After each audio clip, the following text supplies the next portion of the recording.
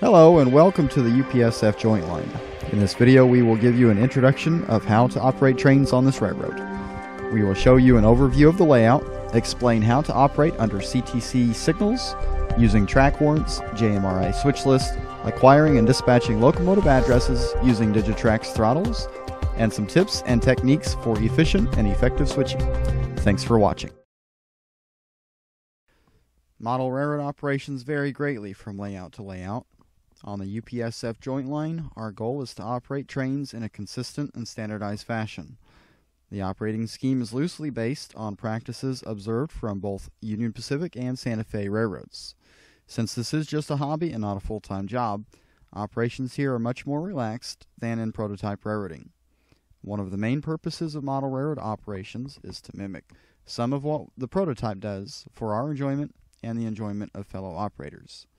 The layout is roughly 26 by 54 feet and resides in a residential basement.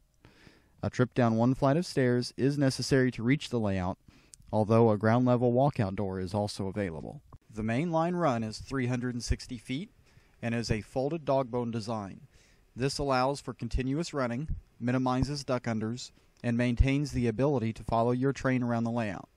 There is also a stub end branch line that leaves the main line at Martin Junction and heads up a 6-turn helix to an upper level. Since directions are important on the prototype, on the lower level we consider counterclockwise to be westbound and clockwise to be eastbound.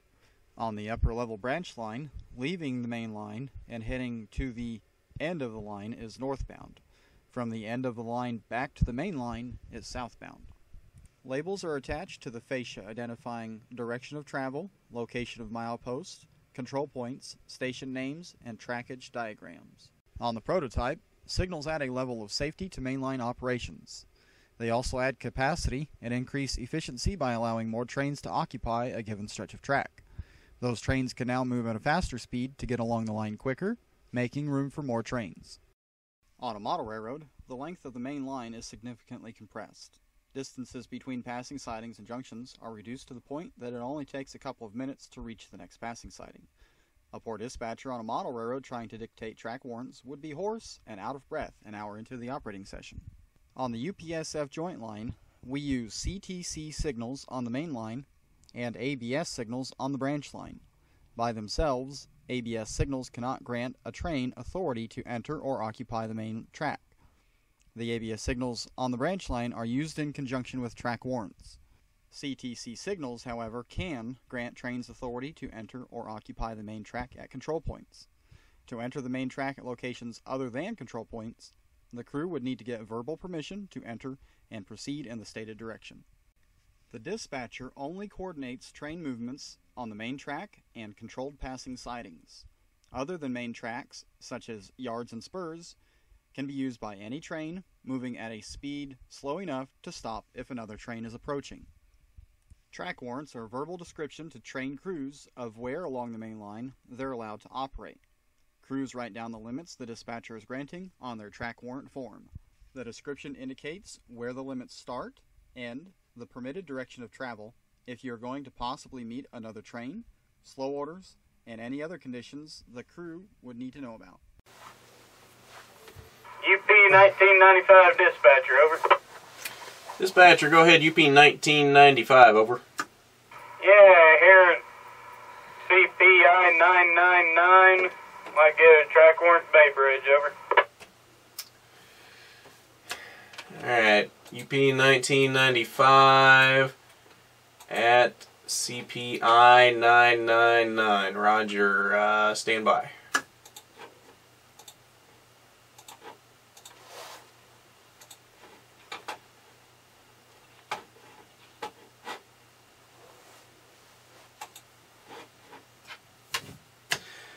Alright, this will be track warrant number 8585. Is March 9th, 2016, 2016. To the UP 1995, that's 19905 at CPI 999. Checkbox 2, TWO. Proceed from CPI 999 to Bay Bridge on the main, MAI and track. Track warrant number 85 has one box. That'll be box 2. Over. Track authority number 8585 to UP 1995 at CPI 999. Proceed, box 2, proceed from CPI 999 to Bay Bridge on main track. 8585's got one box marked. Track warrant number 8585 to UP 1995 with one box, box 2. Okay, at 10:21:1021 in the PM. Dispatcher, GAM, over. Track warrant 8585, 8585. Box 2. Okay, at 10:21, 10:21 PM. Dispatcher, GAM. Copy by Butts, over. After your whole train has cleared the limits of the track warrant, call the dispatcher to release the warrant so the limits can be available for any other trains. There are times with a computer-aided dispatch system that the dispatcher cannot clear a signal. In this situation, the dispatcher will need to verbally flag the train past the stop signal. The train will then need to proceed at a restricted speed, looking out for thrown switches or other hazards. UP 1995 dispatcher. No. Yeah, we're here at East Frisco. We have a stop indication. Need talked by it, over. Main to main. Main to main, roger. UP 1995 west after stopping at control point 465. That's 465. You have an authority to pass the signal displaying stop indication main to main In the west direction. UP 1995, permission pass stop indication, East Frisco, main to main. In accordance to the rules, over. It's all correct. 10:53, 10:1053 in the PM. Dispatcher, GAM. We use JMRI to generate our switch list and keep track of car locations. The list tells you where your train is starting, locations of work along the way, and the destination. After the switching is complete at each location, there is a car count that shows how many cars you should have in your train before you depart. Digitrax is the DCC system we use on this railroad. This is a DT402 duplex throttle. To acquire a locomotive, press the Loco button. The display will flash. Type in the lead engine number with the keypad and press Enter. To release or dispatch a locomotive, press the Loco key, then press the Dispatch button. The left knob controls the left address, and the right controls the right address. The dispatcher or superintendent will print out a switch list for you. After you look over your paperwork, go to the train's location and verify those cars are in your train. Once your brake test is complete and you are ready to depart, contact the dispatcher and let them know your train ID, lead locomotive number, location, and that you are ready to depart. They will give you either verbal instructions or line a route for you through a control point. As we approach our first industry, let's take a look at our switch list and see what work needs done.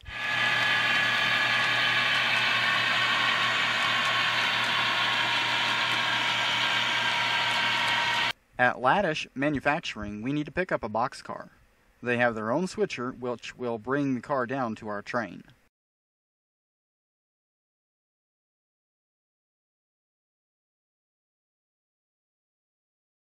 Don't forget to line the derail out of the way. Bamboo skewers are located around the railroad for use as uncoupling picks.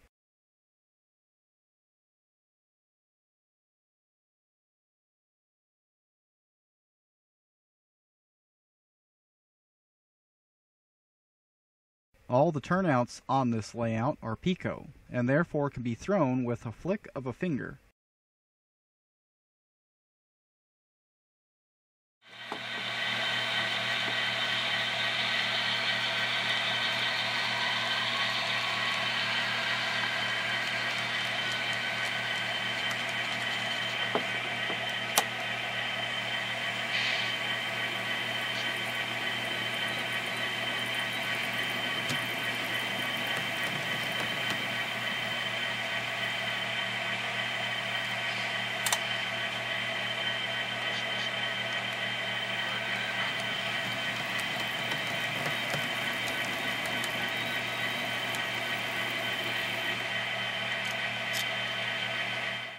Now that our work is finished, be sure and line the derail back. It is important to note, never remove a car from a location that is not on your switch list.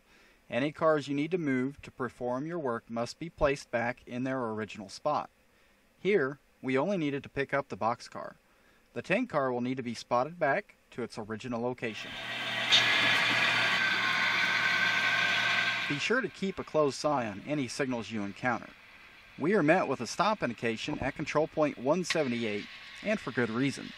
We are meeting Amtrak 188 West, the Chicago runner, who the dispatcher has lined from Main 2 to Main 1.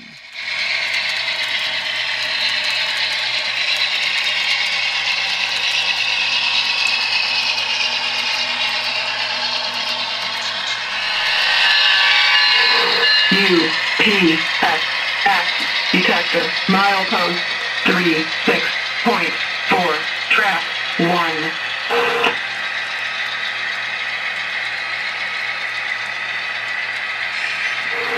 UPSF detector, milepost 36.4, track 1. No defects. Axle count 16. Train speed 18 miles per hour. 244. Temperature 65. Detector out. As soon as that train clears the OS, the dispatcher lines the crossover back, grants a clear route, and we are back on our way.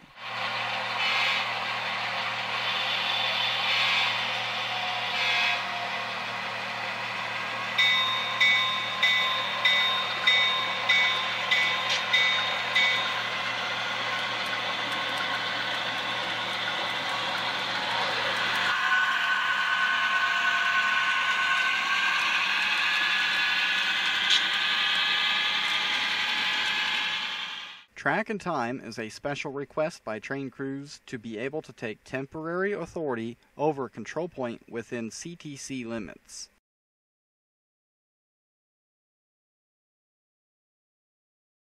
This is useful when switching needs to take place at an industry situated very close to a control point. A red signal without a number plate always means absolute stop. If a train needed to switch cars at a spur, and constantly needs to ask the dispatcher to line a route through the control point, they simply could ask for track and time. Once granted, the crew can then hand operate dual control switches as well as pass the absolute signals protecting that control point. The dispatcher often will include a time limit that the authority is in effect. During this time, a lock is placed on the CAD and prevents any other trains from being routed through that control point. Once your work is done, or the time expires, you need to contact the dispatcher and release your track and time authority. The dispatcher will then take back control of that location and grant you a departure signal when you're ready.